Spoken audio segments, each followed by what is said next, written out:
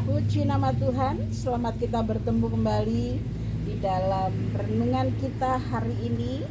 Dan seperti yang lalu-lalu, saya tetap berharap bahwa Bapak Ibu Saudara sekalian yang menyaksikan tayangan ini dalam keadaan sehat dan baik-baik saja, karena penyertaan Tuhan tidak pernah lekang di dalam kehidupan kita. Kalaupun ada yang terpapar COVID-19 atau dalam keadaan sakit hari ini, saya berharap Bapak Ibu Saudara sekalian tidak putus asa, tetap di dalam pengharapan kepada Tuhan. Sebab Tuhan tidak akan pernah meninggalkan bagi orang-orang yang tetap berharap dan berserah kepada Tuhan. Bapak Ibu Saudara sekalian, kalau kita masih ada saat ini, kalau kita masih bisa memuliakan Tuhan saat ini, kalau kita masih bisa mendengarkan kebenaran firman Tuhan saat ini, bahkan kita masih dapat melayani Tuhan, itu karena kemurahan Tuhan dan karena penyertaan Tuhan. Bapak Ibu Saudara sekalian, ada banyak orang yang tidak menyadari penyertaan Tuhan. Mereka menganggap sepele penyertaan Tuhan. Mereka tidak menomorsatukan bahwa itu adalah penyertaan Tuhan, tetapi mereka menganggap bahwa itu adalah kekuatannya sendiri. Bapak Ibu Saudara sekalian, tema renungan kita hari ini adalah menyadari penyertaan Tuhan. Kalau kita masih ada, itu karena penyertaan Tuhan yang luar biasa, pembelaan Tuhan yang luar biasa di dalam kehidupan kita.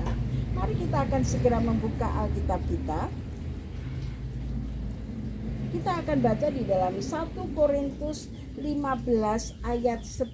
Ini pengakuan dari Rasul Paulus bahwa penyertaan Tuhan itu sungguh luar biasa. 1 Korintus pasal yang ke-15 ayat yang 10 saya akan bacakan. Tetapi karena kasih karunia Allah, aku adalah sebagaimana aku ada sekarang, dan kasih karunia yang dianugerahkannya kepadaku tidak sia-sia. Sebaliknya, aku telah bekerja lebih keras daripada mereka semua, tetapi bukannya aku, melainkan kasih karunia Allah yang menyertai aku. Bapak Ibu Saudara sekalian, ini pengakuan dari Rasul Paulus bahwa kalau dia ada saat ini, itu karena penyertaan dari kasih karunia Allah. Kita pun harus menyadari bahwa kalau kita masih ada sekarang ini, itu adalah kasih karunia Allah, itu adalah anugerah Tuhan, itu adalah penyertaan Allah. Seringkali kita lupa penyertaan Allah. Seringkali kita mengaku bahwa itu semua apa yang saya alami adalah usaha saya sendiri. Tidak, itu karena penyertaan Allah. Tanpa penyertaan Allah, kita tidak akan bisa melakukan banyak. Bahkan Rasul Paulus mengatakan bahwa aku semakin giat di dalam bekerja.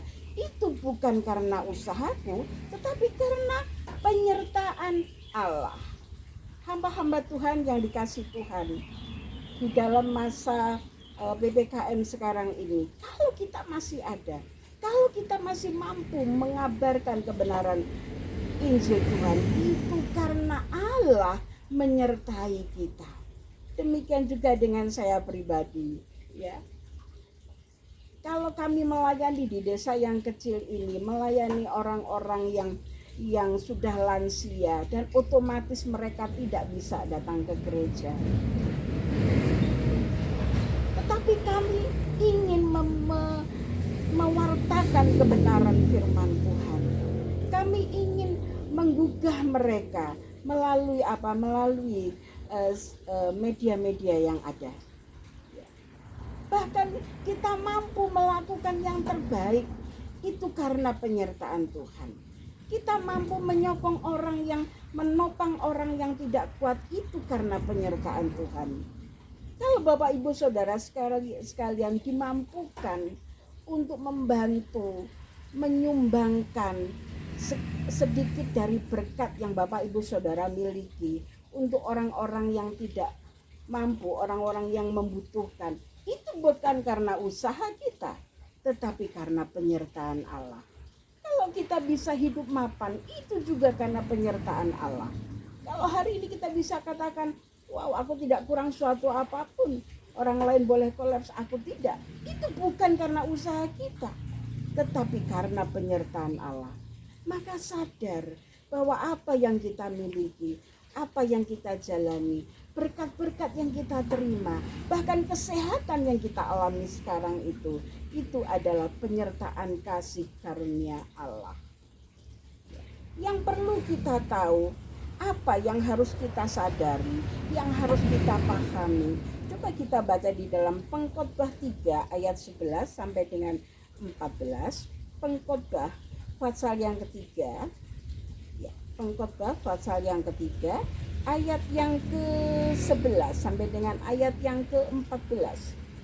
Ya, ayat ini sering kita baca. Pengkhotbah 3 ayat 11 sampai dengan 14. Demikian bunyi firman Tuhan. Ia membuat segala sesuatu indah pada waktunya. Bahkan ia memberikan kekekalan di dalam hati mereka, tetapi manusia tidak dapat menyelami pekerjaan yang dilakukan Allah dari awal sampai akhir. 12. Aku tahu bahwa untuk mereka tak ada yang lebih baik daripada bersuka-suka dan menikmati kesenangan dalam hidup mereka. 13. Dan bahwa setiap orang dapat makan, minum, dan menikmati kesenangan dalam segala jeripayanya, itu juga adalah pemberian Allah. 14. Aku tahu bahwa segala sesuatu yang dilakukan Allah akan tetap ada untuk selamanya. Itu tidak dapat ditambah dan tak dapat dikurangi. Allah berbuat demikian supaya manusia takut akan Dia. Puji nama Tuhan. Ada hal-hal yang harus kita pahami. Seringkali orang Jawa bilang kita itu keblinger. Kita sudah bisa mencari uang dengan lebih dari cukup, kita sudah kecukupan, kita sudah bisa berbuat banyak. Kadang-kadang manusia itu keblinger. Mereka lupa bahwa segala sesuatu yang dia dapat dan yang dia dapat lakukan itu hasil daripada pemberian Allah. Yang pertama yang harus kita sadari bahwa Allah memberikan kekekalan. Di ayat yang ke-11, Ia membuat segala sesuatu indah pada waktunya, bahkan Ia memberikan kekekalan dalam hati mereka, tetapi manusia tidak dapat menyelami pekerjaan yang dilakukan Allah dari awal sampai akhir. Mereka tidak menyadari bahwa Allah sedang bekerja di dalam dirinya, memberikan kekekalan. Kekekalan artinya sesuatu yang tidak bisa habis. Kekekalan artinya hidup yang kekal. Nanti kita akan menuju kepada kekekalan. Allah sedang bekerja, tetapi kadang-kadang manusia tidak menyadari. Kadang-kadang manusia tidak tahu pekerjaan Allah. Bahkan dari awal sampai akhir mereka tidak mengerti. Tetapi mari kita menyadari bahwa hidup kita ini sudah dipilih oleh Allah. Dan Allah akan bekerja di dalam kehidupan kita. Kita harus bersyukur, kita harus tahu, kita harus menyadari bahwa penyertaan Allah itu luar biasa di dalam kehidupan kita. Dia akan memberikan kekekalan kepada kita. Dan yang kedua yang perlu kita sadari, kita baca di dalam ayat yang ke-13 dan 14. Dan bahwa setiap orang dapat makan, minum, dan menikmati kesenangan dalam segala jerih payahnya. Itu juga adalah pemberian Allah. Saya kembali ke ayat 12. Aku tahu bahwa untuk mereka tak ada yang lebih baik daripada bersuka-suka dan menikmati kesenangan dalam hidup mereka. Dan bahwa setiap orang dapat makan, minum, dan menikmati kesenangan dalam segala jerih payahnya. itu juga adalah pemberian Allah. Bapak Ibu Saudara sekalian, jangan merasa bahwa aku sudah capek dan ku nikmatilah hasilnya. Ini hasil usahaku, ini hasil kerjaku, makanya aku dapat menikmati hidup sedemikian rupa. Ingat, kalau bukan karena pemberian Allah, kalau Tuhan tidak izinkan, maka kita juga tidak dapat menikmatinya. Tuhan dapat memberikan segala sesuatu yang kita butuhkan itu karena Tuhan mengasihi kita. Betul Bapak Ibu Saudara sekalian, dengan jerih payah, dengan lelah-lelah saudara dan Bapak Ibu Saudara sekalian bekerja dengan berlelah-lelah dan menikmati. Tetapi Alkitab mengatakan manusia itu hanya menikmati makan, minum dan bersenang-senang. Tetapi belum harus diingat bahwa semuanya itu adalah pemberian Allah. Itu pusatnya adalah Allah yang memberikan berkat-berkat kepada kita. Berkat sukacita, berkat kesehatan, itu Allah yang memberikan. Maka kita harus bersyukur, kita harus sadar bahwa segala sesuatu yang kita punya, yang kita jalani, yang kita dapati, itu semuanya adalah pemberian Allah. Pelayanan kita, kalau kita boleh melayani dengan membawa jiwa-jiwa datang kepada Tuhan, itu karena Tuhan yang memampukan kita, bukan karena kita pintar, bukan karena kita pandai, bukan, tetapi karena Allah yang memberikan kepada kita karunia yang besar sehingga kita dapat melayani. Rasul Paulus tadi juga mengatakan bahwa kalau aku dapat bekerja lebih keras lagi, itu bukan karena aku, tetapi karena Allah yang menyertai dengan kasih karunia-Nya. Bapak Ibu Saudara sekalian dan hamba-hamba Tuhan yang dikasihi Tuhan, mari kita tetap menghargai penyertaan Allah. Mari kita tetap berserah kepada Tuhan. Mari kita tetap menyerahkan pekerjaan Tuhan yang dibebankan kepada kita itu. Kita mengangkat tangan supaya Tuhan memampukan kita agar kita dapat melayani dengan hati hamba. Bapak Ibu Saudara sekalian, dan yang berikutnya yang harus kita tahu, kita akan baca di dalam ayat yang ke-14. Aku tahu bahwa segala sesuatu yang dilakukan Allah akan tetap ada untuk selamanya. Itu tak dapat ditambah dan tak dapat dikurangi. Allah berbuat demikian supaya manusia takut akan Dia. Segala sesuatu yang dilakukan oleh Allah tidak dapat dikurangi atau tidak dapat ditambahi. Artinya apa? Yang Tuhan buat, kita tidak bisa ganggu gugat. Apa yang Tuhan buat adalah baik adanya. Walaupun terkadang kita mengalami jatuh bangun di dalam kehidupan kita, ya. Kadang-kadang kita mengalami kegagalan yang luar biasa, kita mengalami sakit penyakit, tetapi itu adalah pekerjaan Allah yang tidak bisa diganggu gugat, yang tetap, yang tidak bisa ditambahi atau dikurangi. Itu tujuannya supaya manusia takut akan Dia, supaya manusia hormat akan Dia. Itu sebabnya mari kita selalu mengalir di dalam kebenaran firman Tuhan. Kita selalu ikuti kebenaran firman Tuhan. Kita harus lakukan kebenaran firman Tuhan. Terutama kita harus menghargai penyertaan Allah. Tanpa penyertaan Allah kita tidak bisa berbuat apa-apa. Tanpa penyertaan Tuhan kita tidak mampu menghadapi situasi seperti ini. Ya, kalau situasi semakin hari semakin menyedihkan, semakin hari semakin mengerikan, ada banyak orang yang tidak bisa tidur gara-gara mikir bagaimana ini kok situasi seperti ini. Tetapi berserah kepada Tuhan. Penyertaan Tuhan selalu ada bagi orang-orang yang takut akan Dia, bagi orang-orang yang berserah kepada Dia. Penyertaannya sungguh luar biasa. Terkadang tidak terpikirkan oleh pikiran manusia. Pada saat saya ditinggal oleh suami saya tercinta, dipanggil Tuhan, saya merasa tidak bisa, tidak mampu Tuhan. Saya tidak bisa Tuhan melayani sendiri. Saya tidak bisa. Tetapi saya tetap berserah kepada Tuhan. dan Tuhan menyertai pelayanan kami.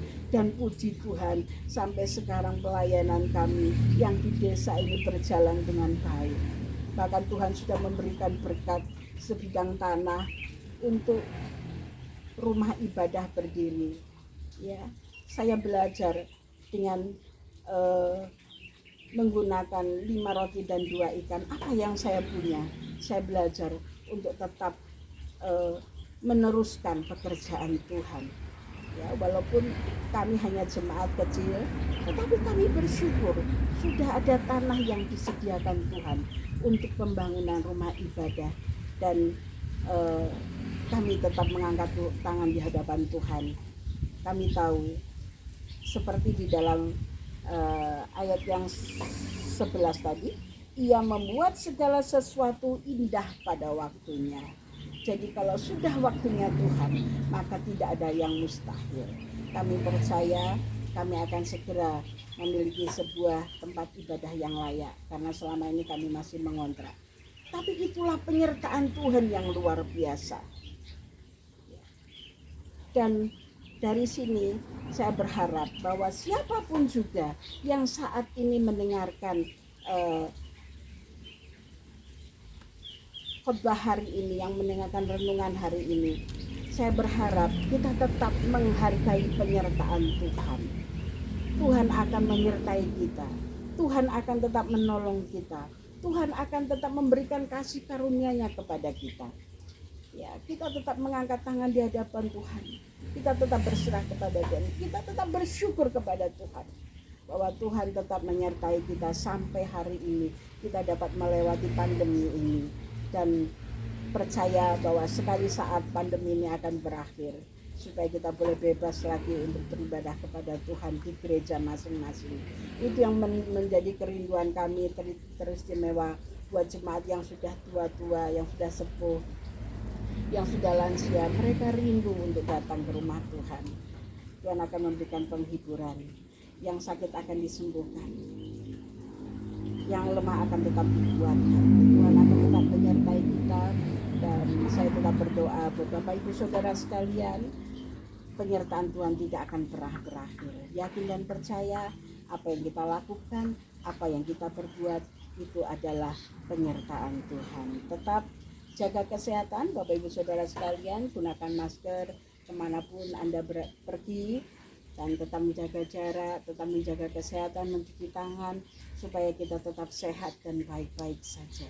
Tuhan Yesus menyertai kita. Haleluya.